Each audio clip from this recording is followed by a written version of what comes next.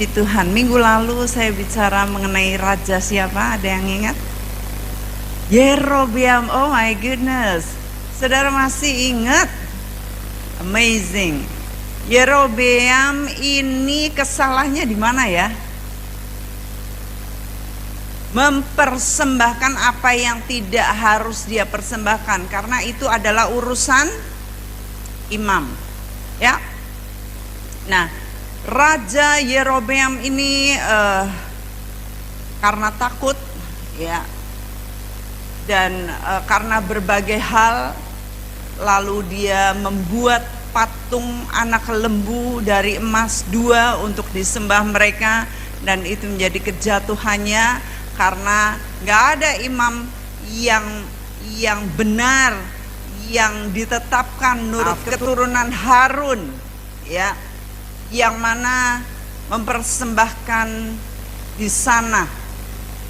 Jadi dia mengangkat-ngangkat dirinya, dan akhirnya seorang nabi muda datang dan bernubuat, dan akhirnya tangannya kejang. Saudara, betapa saya mau menghangatkan lagi betapa pentingnya atau betapa bahayanya pemimpin yang memutuskan mengambil keputusan-keputusan yang penting dalam hidupnya. Sebab jika dia salah, maka dia akan mempengaruhi generasi sesudahnya. Nah, jikalau seperti saya seorang pemimpin, maka pengaruh saya kepada saudara-saudara yang dengar, yang di streaming, dan murid-murid yang Tuhan percayakan di seluruh dunia, dan orang-orang yang melihat YouTube saya, yang membaca buku saya, alumni-alumni yang ikut training saya, para hamba-hamba Tuhan yang sudah mendengarkan seminar-seminar saya, dan masyarakat lebih luas lagi.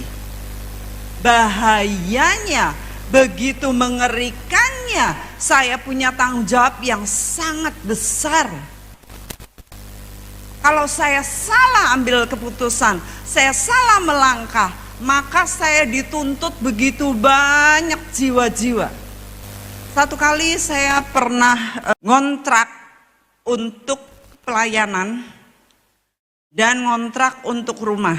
Jadi saya ini kontraktor udah lama, saudara ya. Saya kontrak-kontrak gitu ya. Pindah itu di Jakarta udah pindah berapa kali ya, kayaknya berapa ya Ren?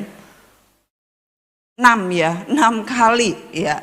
Dalam 13 tahun kami pindah 6 kali, 6 atau 7 kali, kemudian kami pindah lagi ke Sentul. Ya. Dan di Sentul juga ngontrak sampai akhirnya dengan iman dan karena karunia Tuhan, kami ministry, kami pelayanan dapat membeli rumah kantor ya. Nah, di salah satu kontrakan itu ya, kalau kontrakan harus bayar PBB ya, pajak bumi dan bangunan. Nah, karena ini ngontrak untuk pemuridan, ada 4 ruko yang tinggi-tinggi, 1 ruko, 2 ruko 4 lantai, 2 ruko lagi 5 lantai. Jadi kami ada 18 lantai, dan kami ngontrak itu awalnya berapa ya? Saya lupa, tetapi kemudian beberapa tahun kemudian kami sudah renov dalamnya, sudah bikin bagus dalamnya, tiba-tiba kontrakan dinaikkan jadi 400 juta. Saya pikir-pikir nggak ada uang nih, 400 juta itu lebih baik beli rumah kan, nyicil untuk beli rumah ya, KPR, tetapi KPR pun ya saya nggak diterima karena saya nggak ada di rekening saya nggak ada uang, jadi pemasukan saya juga sebagai hamba Tuhan nggak tetap ya, jadi ditolak gitu kalau KPR. Sehingga untuk keluar kontrakan, mengeluarkan uang untuk kontrakan 400 juta itu besar ya. Tapi pada waktu itu sebelumnya kami mau ngontrak sekitar saya lupa lah ya, sekitar hampir sekitar itu, dan juga untuk tempat tinggal saya. Kami harus bayar PBB-nya. Dan waktu itu saya sendiri ketemu dengan pengontraknya dan rekan saya pelayanan juga yang ketemu untuk bertemu dengan pemilik dari ruko-ruko ini. Dan itu beda, orang yang beda ya.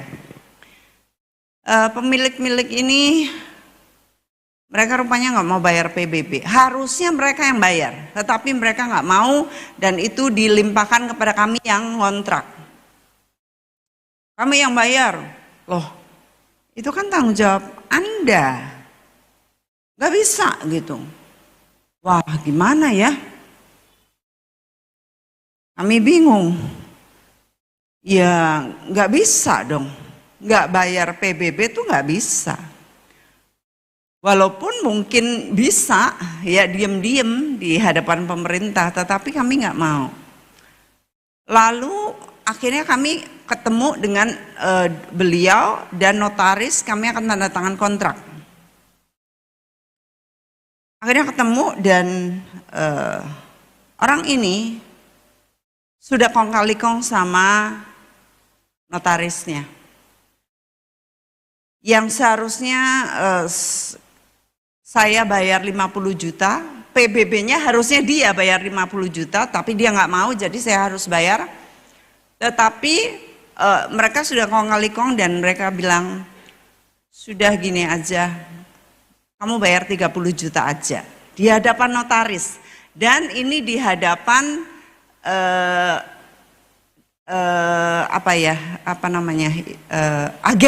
agen properti ya, yang memperkenalkan kami. Kamu bayar 30 juta saja. Saya bilang, maafkan, tidak. Walaupun saya dikasih murah, ya, tapi saya bayar kontrakan full segitu. Tetapi bayar PBB disuruh kurang. Saya bilang tidak. Saya akan bayar 50 juta. Karena saya ini pembayar pajak negara. Saya jujur di hadapan pemerintah, saya membayar pajak sejak saya datang ke Indonesia, saya dapat masukan, saya langsung bayar pajak sampai sekarang. Baru kemarin saya diminta lagi oleh auditor saya untuk menyerahkan rekening koran saya dari Juni sampai September. Ada fotonya, saya foto. Ya, jadi saya membayar pajak, jadi saya tidak mau 30%, 30 juta, saya nggak apa-apa, saya bayar 50 juta. Saya mikir begini, tempat yang akan kami pakai adalah untuk pemuridan, untuk pelayanan. Kalau dasarnya ini sudah bolong, ya, dasarnya saja sudah bocor, bangunan di atasnya akan keropos. Saya sebagai pemimpin, saya kalau curang, ya, saya ngapusi pemerintah dan itu notaris sekarang bisa main, hakim bisa disuap, ya, hakim agung bisa disuap, mahkamah MK, konstitusi bisa disuap.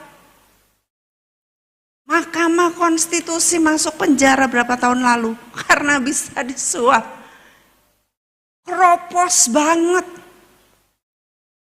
Apalagi notaris. Saya bilang, saya bayar penuh 50 juta tidak apa-apa. Terus ini yang punya rumah gini, saya juga bayar pajak. Loh, siapa yang nanya? Saya enggak nanya kamu bayar pajak. Tapi dia ingin membela diri karena dia sudah bohong. Pajakmu juga bohong, saya bilang. Saya enggak bilang, saya enggak batin saya. Karena kamu berani bohong, saya yakin kamu juga pembohong. Lalu dia nanya saya gini, kamu kemana aja, dicari enggak? Enggak pernah ada. Saya bilang, saya baru pulang dari Australia, maafkan. Duit siapa itu? Urusan siapa? Bisa nanya, saya ke Australia duitnya siapa? Aduh, ini memang satu ini. Lalu, Di situ agen propertinya ini luar biasa. Agen propertinya bilang gini, Ibu Meg, saya kemarin ke Gramedia loh, saya lihat buku ibu, saya beli buku ibu, saya baca buku ibu, wow saya diberkati. Coba, dia nggak ngomong sama saya sebelumnya, kalau saya waktu itu mau bohong, mau curang, saya bilang ya udah 30 juta aja. Yang 20 juta saya tilep, saya kantongin.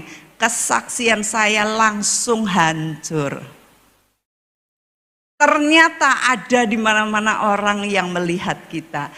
Ada rekam jejak kita di mana-mana. Kita mau bohong, kita mau ngumpet-ngumpet, kita mau curang.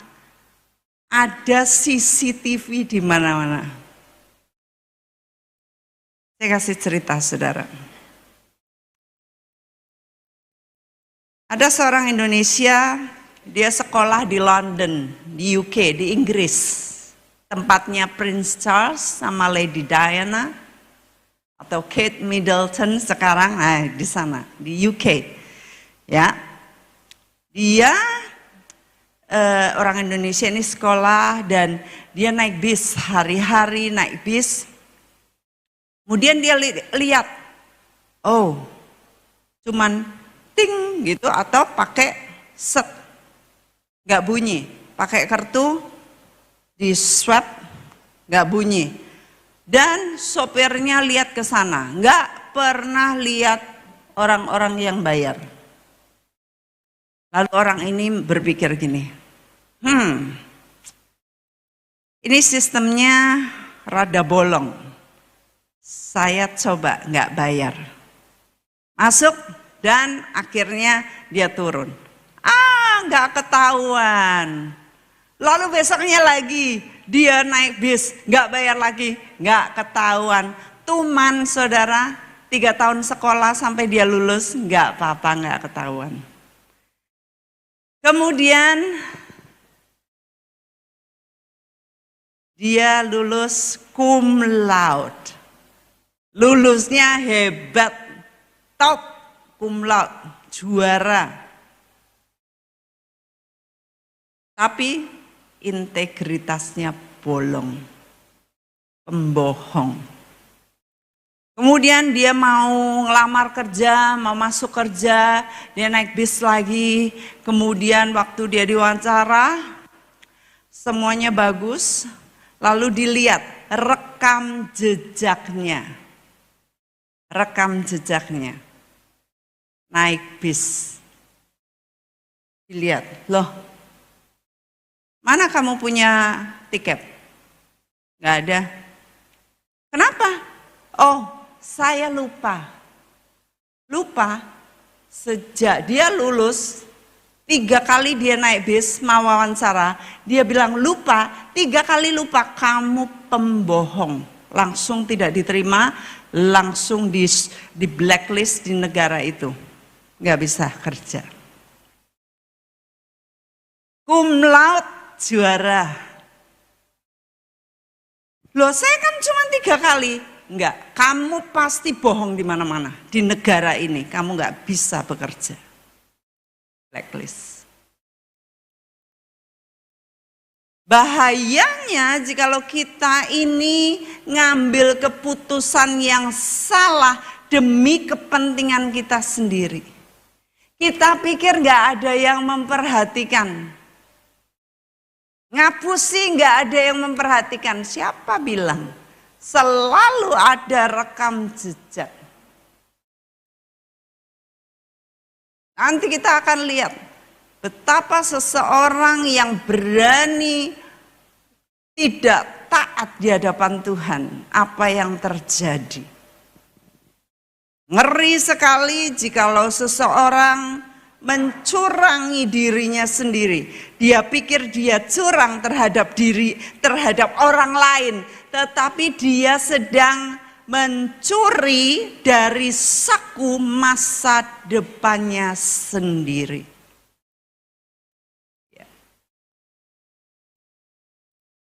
Sekali lagi, ini quote saya, jikalau seseorang berpikir bahwa dia akan mencurangi orang lain, mencurangi sistem, mencurangi negara, mencurangi Tuhan, ia sedang mencuri dari saku masa depannya sendiri.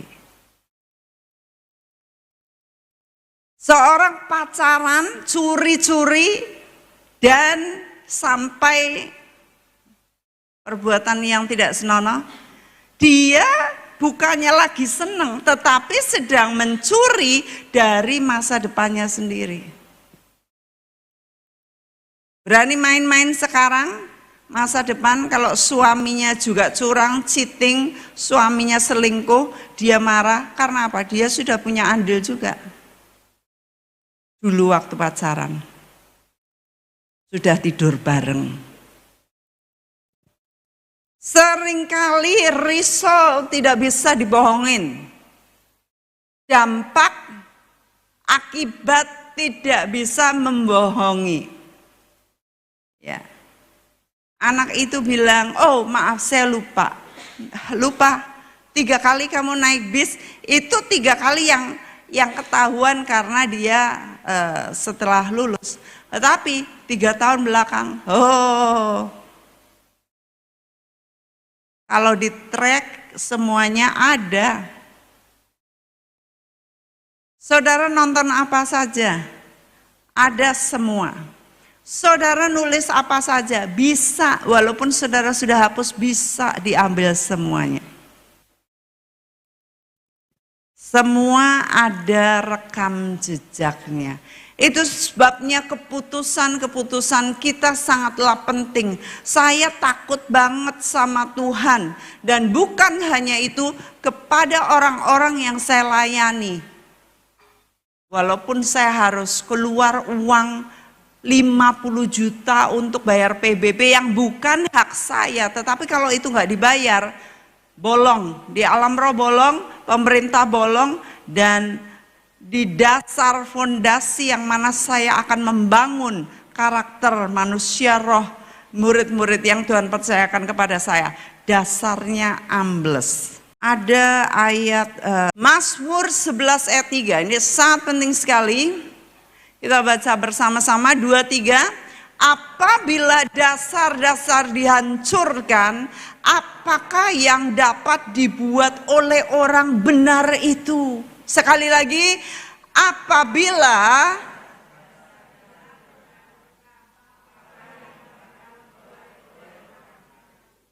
kalau dasarnya aja sudah nggak benar, sudah hancur, orang benar mau bangun apa? Mau bikin apa? Mau melayani seperti apa?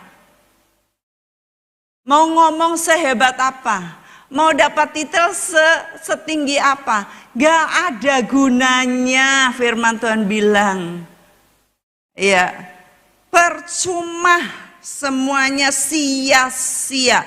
Itu sebabnya dasar itu penting sekali. Hari-hari kita dihadapkan dengan banyaknya keputusan, milih ini atau itu. Saudara langsung bangun, kita sehari bisa 300, kira-kira 300 lebih keputusan, 314 keputusan yang harus saudara ambil. Saudara bangun, melek, saudara mau matikan alarm atau lanjut tidur, atau saudara gendang berdiri.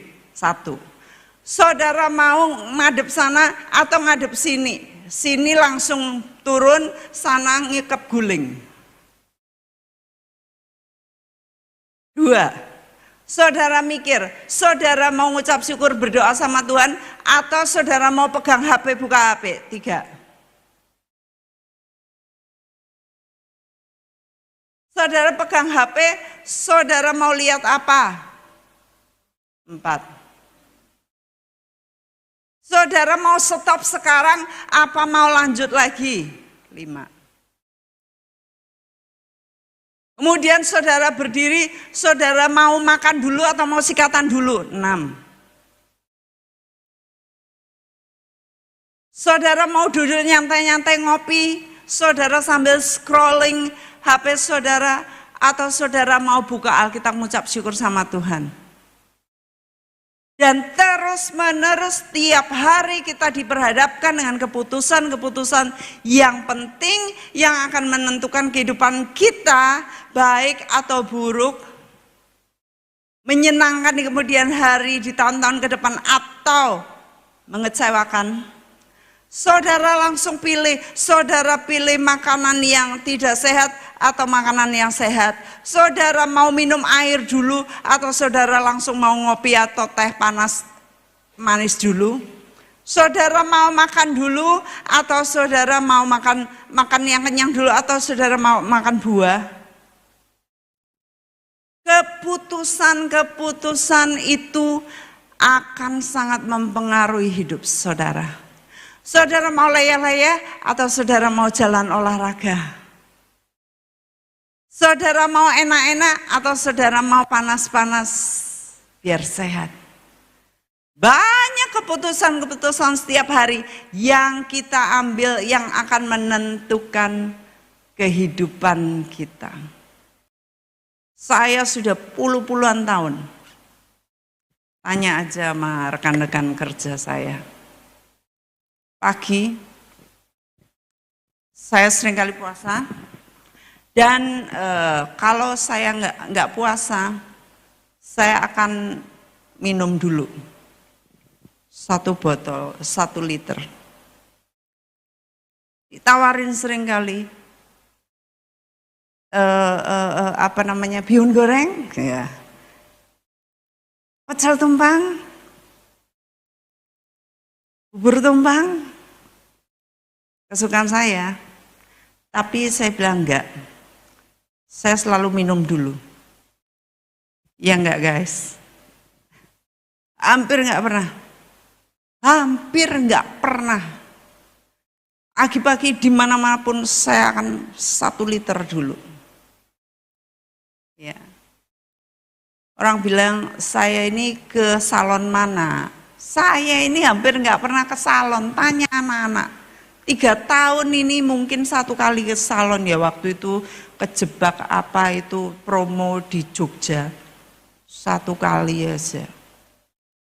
Itu nggak pernah ke salon. Ini anak-anak ini yang ke salon potong rambut. Saya potong dewe. Ya mereka. Ya, saya nggak pernah. Keputusan kita penting untuk jangka panjang. Keputusan yang kita lakukan hari demi hari. Orang-orang selalu bertanya-tanya sama mereka, Ibu Meg itu di salon mana? Rahasianya apa? Enggak ada rahasia. Rahasianya saya sering puasa, itu rahasia. Dan saya makan sehat. Jarang makan. Seorang pemimpin sangat menentukan arus di bawahnya. Saudara mimpin berapa banyak orang? Ayah akan mempengaruhi anak-anaknya dan istrinya. Seorang pemimpin di kantor akan mempengaruhi anak buahnya. Dan ada dosa-dosa jikalau kita salah akan menyebabkan kutuk keturunan. Kutuk keturunan biasanya keturunan sampai 4. 1, 2, 3, 4. Tetapi ada kutuk yang sampai 10 keturunan. Ngeri ya? Kutuk apa itu? Kutuk perzinahan. Sampai melahirkan anak haram. Gak kawin. Terus hamil di luar nikah. Kita baca Ulangan 23 ayat 2 supaya saudara ngerti saya ngomong enggak gedebus. Ya. Ulangan 23 ayat 2. Seorang anak haram janganlah masuk jemaat Tuhan, bahkan keturunannya yang ke-10 pun tidak boleh masuk jemaat Tuhan. Ini betapa dosa perzinahan seperti ini menghasilkan kutuk yang begitu mengerikan. Sudah menikah, lalu selingkuh. Saudara tahu Hitler, Adolf Hitler. Hitler ini dia bertanggung jawab atas jutaan orang Israel, kematian orang Israel di Jerman Nazi. Ya, kalau saudara dengar nama Hitler, ya, atau tulisan gini, gambar gini, nah itu Hitler. Alright. Nah, Hitler ini dia membunuh begitu banyak orang sampai akhirnya dia ini nggak tahu nikah atau enggak, nikah katanya nikah, enggak katanya enggak. Pokoknya kehidupan pribadi, privasinya itu sangat tertutup, ya. Lalu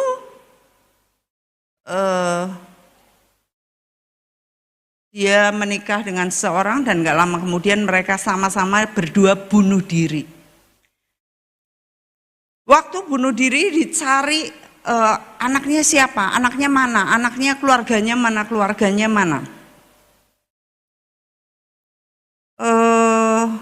hampir nggak ditemukan keluarganya. Tetapi suatu kali ada seorang perempuan yang 3 tahun setelah Hitler mati, dia mengkis-mengkis di ranjang kematiannya, hampir mati ini perempuan. Lalu dia ngomong sama anaknya, "Nak, bapakmu namanya Hitler." Lalu dia mati. Bapakmu namanya Hitler. Orang bertanya-tanya, apa benar? Nah, waktu kita lihat fotonya, wajahnya itu mirip. Nah, ini dia, wajahnya mirip enggak? Ya, mirip ya. Ya ini Hitler. Nah, ini anaknya. Ada 2 yang diperkirakan jadi disebut anaknya Hitler, tetapi ini satu yang pas banget.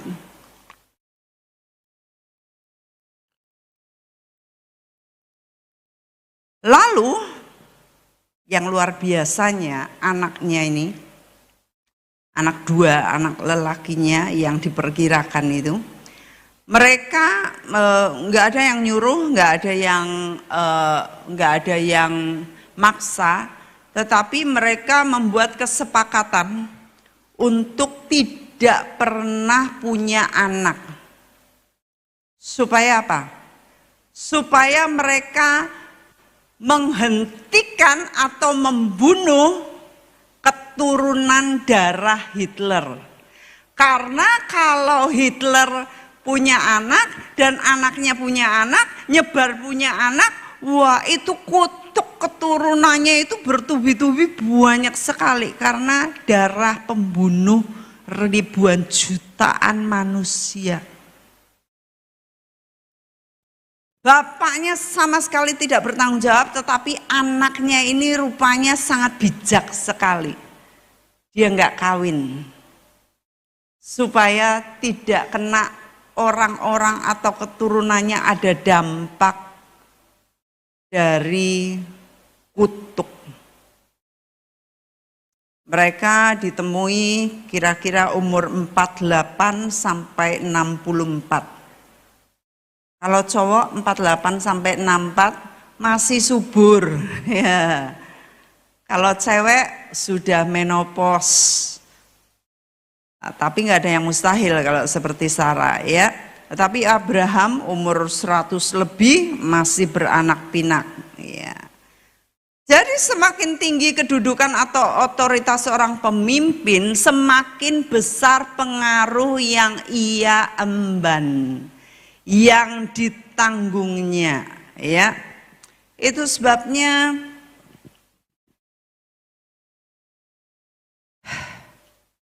kita harus berpikir masak-masak.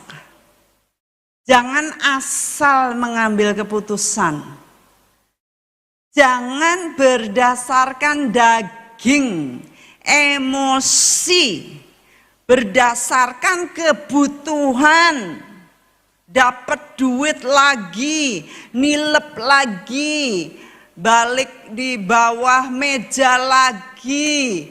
Dipikir nggak ada yang lihat, ada rekam jejaknya.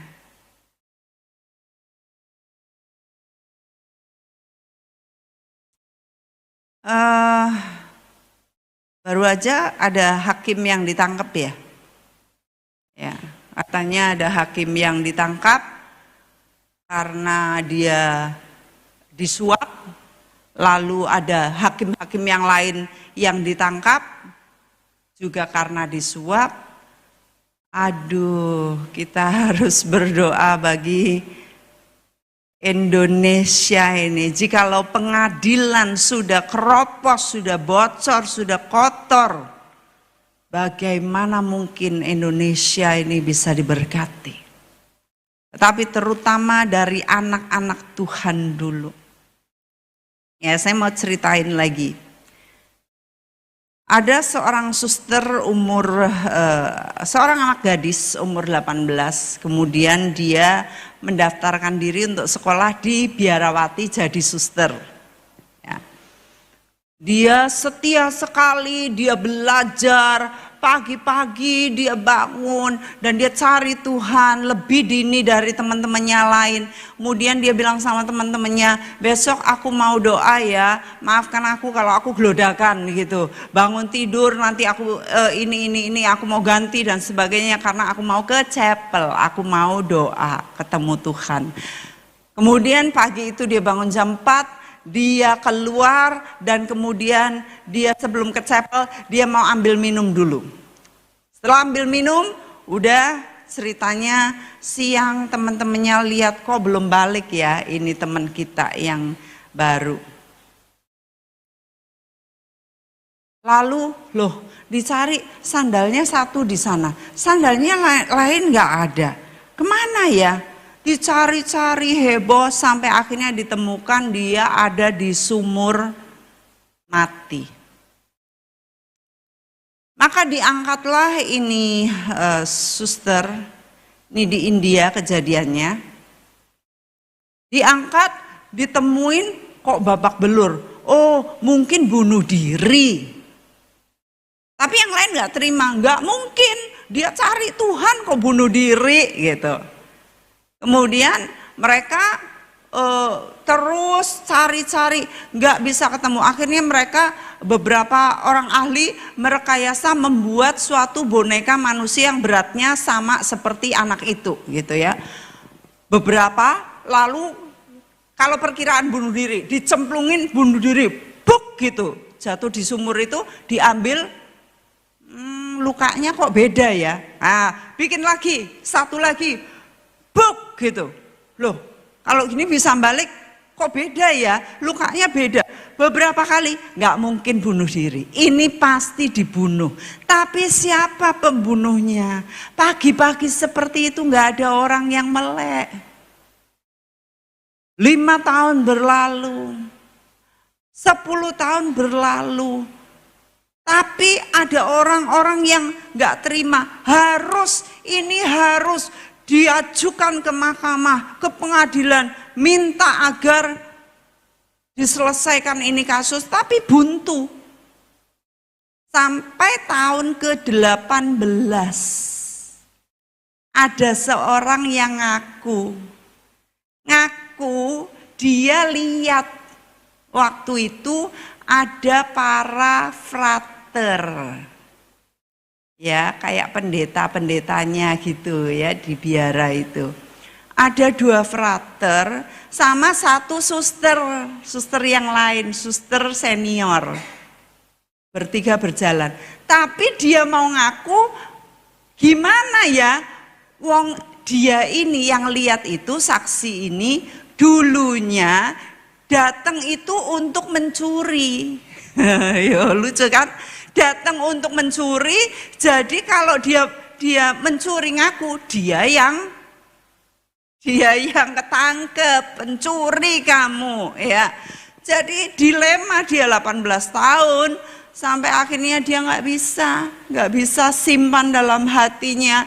Kemudian akhirnya dia ungkapkan itu dan dia dipenjara betul.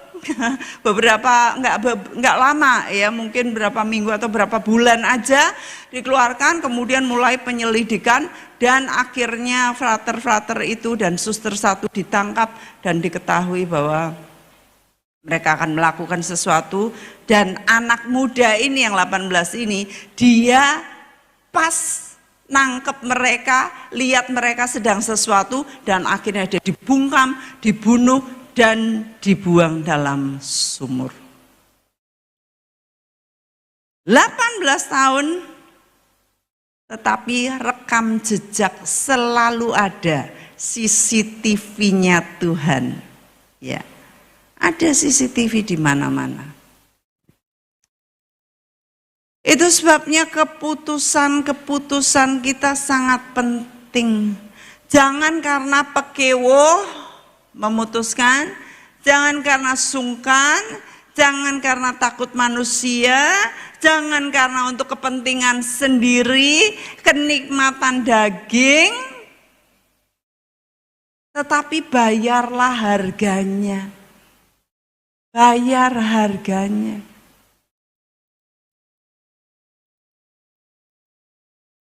Ya, saya membayar harganya 50 juta untuk bayar PBB yang bukan kewajiban saya. Tapi kemudian setelah itu agen itu bilang, ibu-ibu, saya gimana caranya bisa jadi seperti ibu? Itu tempat mau buat apa? Buat pemuridan. Saya mau ikut, Bu. Dia masuk ke pemuridan. Lalu dia ajak lagi sepupunya. Lalu yang punya rumah ini bilang dia gengsi. Saya bilang sama Iren, dikasih itu video-video saya. Dia dikasih video, dia bilang, aku gak suka nonton video, aku suka buku, baca buku. Oh iya, dikasih buku. Lalu setelah itu anaknya banyak ikut nonton, ya anaknya mau dimuridkan waktu itu katanya, gengsi. Tapi nggak apa-apa, kami jadi berkat daripada kami bayar 30, kami curang tetapi bolong semuanya, saya nggak jadi berkat. Puji Tuhan. Sekarang kita akan belajar mengenai Raja Saul. Ini adalah kisah yang mirip dengan Yerobeam. Tidak takut kepada seorang pemimpin dan tidak takut kepada Tuhan. Dia sudah dibilangin nanti aku akan datang, kata Nabi Samuel. Aku akan datang mempersembahkan korban. Itu adalah tugas dari seorang imam, seorang nabi pilihan Tuhan. Bukan seorang raja. Saya bolak-balik mengatakan bahwa raja kedudukannya di bawah imam. Kedudukan rohaninya. Raja ini yang ngurapin imam, yang berkatin imam, yang dipilih oleh Tuhan melalui imam. Ya. Jadi Saul ini sudah dibilangin, nanti pada saatnya aku akan datang, kata Samuel, untuk mempersembahkan korban. Lalu kita baca 1 Samuel 13 ayat 8 dan seterusnya. Saya 8, saudara 9, dan nanti saya akan stop. Ia menunggu 7 hari lamanya, Saul ya, sampai waktu yang ditentukan Samuel. 7 hari. Tetapi ketika Samuel nampaknya ya, tidak datang ke Gilgal, mulailah rakyat itu berserak-serak meninggalkan Saul. 9.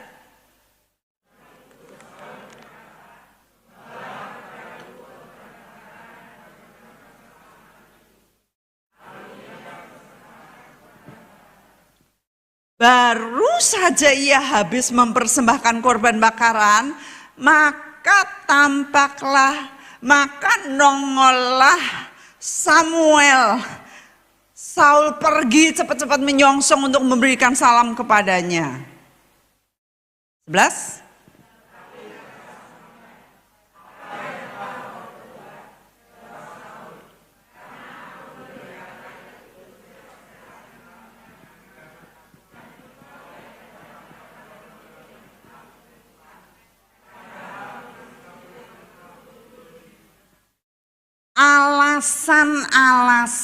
Alasan. Gak taat. Lalu dia sambung, maka pikirku, sebentar lagi orang Filistin akan menyerang aku di Gilgal, padahal aku belum memohonkan belas kasihan Tuhan. Sebab itu aku memberanikan diri. Siapa yang suruh?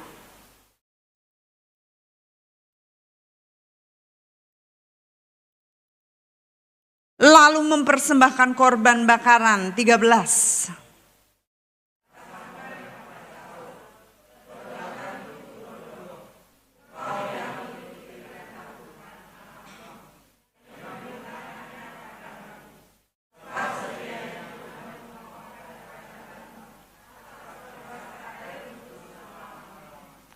Tetapi sekarang kerajaanmu tidak akan tetap. Tuhan telah memilih seorang yang berkenan di hatinya, dan Tuhan telah menunjuk dia menjadi raja atas umatnya. Karena engkau tidak mengikuti apa yang diperintahkan Tuhan kepadamu. Saudara lihat ini. Betapa bahayanya seorang pemimpin jikalau dia tidak taat kepada perintah Tuhan. Jikalau dia mendahului seorang pemimpin, seorang nabi, seorang utusan Tuhan. Ada ayatnya akhirnya di 1 Samuel 15 ayat 11. Dan 35. Aku, kata Tuhan, aku menyesal karena aku telah menjadikan Saul raja. Sebab ia telah berbalik daripadaku dan tidak melaksanakan firmanku. Maka sakit hatilah Samuel dan ia berseru-seru kepada Tuhan semalam-malaman. Tuhan bilang, aku nyesel ngangkat Saul jadi raja. Karena ia berbalik daripadaku. Ayat 35. Sampai hari matinya Samuel tidak melihat Saul lagi, tetapi Samuel berduka cita karena Saul. Dan sama nih, dan Tuhan menyesal karena ia menjadikan Saul raja atas Israel. Samuel berduka, Tuhan menyesal. Kalau ada orang gak taat sama Tuhan, Tuhan itu bisa nyesel loh. Tuhan bisa sakit hati. Ini tak pilih baik-baik, ya. Tapi kok ngelanggar. Tuhan itu selalu memberikan ranjau-ranjau kepada kita ini. Kalau kita mau melenceng. Ya. Nah, disinilah pentingnya bagi kita untuk menyadari bahwa pelayanan itu, mempersembahkan korban kan, mohonkan belas kasihan Tuhan kan, pelayanan itu tidak lebih penting daripada ketaatan terhadap perintah Tuhan. Ulangin. Pelayanan itu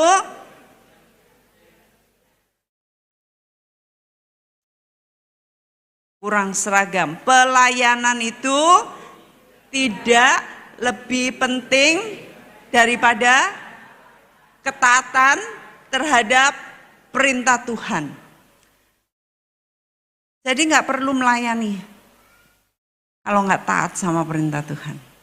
Nggak ada gunanya pelayanan kalau nggak taat. Kalau saya nggak taat sama pemerintah, nggak ada gunanya. Itu sebabnya saya bolak-balik ngomong, kalau nggak punya SIM, nggak usah naik motor, nggak usah ke gereja. Wah, keras banget Ibu Mek, gereja di sini, gereja sana aja membiarkan, silakan pergi ke gereja sana. gereja sana aja nggak apa-apa. Sok suci. Iya, Tuhan itu suci, Tuhan kudus. Daripada saya itu ngeri-ngeri saudara, ndak apa-apa. Tuhan ampuni. Nanti kalau ketabrak langsung innalillahi, ndak ketemu Tuhan. Saya ngomong kayak gini, memberitakan kebenaran untuk kebaikan jiwa saudara. Saudara tahu saya adalah penjaga jiwa saudara. Pemimpin-pemimpin adalah penjaga jiwa. Dan di sini saya yang jaga jiwa saudara. Saya tahu ada beberapa saudara yang delik-delik melakukan hal yang tidak taat di balik saya, di balik layar. Saya tahu. Ada CCTV, ada rekam jejak. Saya tahu. Iya. Dan saya ngajar seperti ini supaya saudara bertobat. Supaya yang lihat juga hidup benar dan diberkati. Saat saudara melakukan firman, saudara diberkati, beres saudara akan disembuhkan. Kuasa akan ngalir, firman ini ada kuasanya, kuasa ngalir, saudara akan diberkati. Saudara akan diberkati, saudara akan disembuhkan, saudara akan dipulihkan. Kalau tidak, ya saudara ingin bertahan dalam keadaan saudara, gak apa-apa. Ya, saya gak maksa saudara, saya gak ngintimidasi saudara. Saya hanya mendoakan saudara dan saya memberitakan firman. Saya tahu saudara punya hati nurani masing-masing. Ada hati nurani. Ada yang gak punya hati nurani, yang sudah kebal, ada. Tetapi saya berdoa di sini hati nuraninya kenceng kerjanya. Ya. Saya yang menjaga jiwa saudara supaya saudara sampai kepada tujuan iman saudara, yaitu keselamatan jiwa saudara. Hari ini pelajaran yang sangat penting buat kita. Pemimpin sangatlah menentukan masa depan sendiri, masa depan orang-orang yang dipimpinnya. Kalau salah, kutukan itu akan terus berlangsung berjalan sehingga Hitler anak-anaknya yang luar biasa mutus kutuk keturunan itu, mereka nggak kawin supaya nggak ada keturunan berikutnya yang dikutuk. Saul yang begitu bodohnya dia mendahului Samuel untuk mempersembahkan dan dia pakai alasan, pikirku soalnya kalau nggak gini aku memohonkan pelayanan itu tidak. Kok lupa? Pelayanan itu